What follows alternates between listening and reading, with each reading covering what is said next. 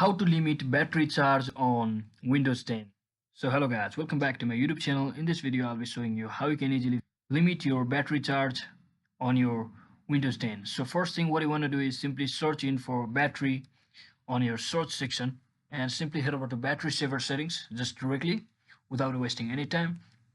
And once you're inside here, what you can do is you will get option to turn your battery saver on automatically at the particular percentage of your battery level. So for example, if your battery reaches 20%, it will automatically turn on the battery saver mode, so you can change it accordingly from over here. And you can also check out the battery usage per application, on which application takes how much battery uses.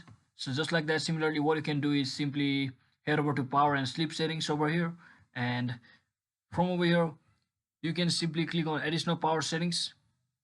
And as you can see, you can change your plan settings from over here. As you can see, balance is the recommended one from the Windows. You can also change it to, for example, if you want to play games, you can also change it to different level, that is hyperactive, or you can create your customized plan. So what you can do from over here is you can change on how much battery does the laptop work take while you are charging it, while you are plugging it in. So let me just show you from over here.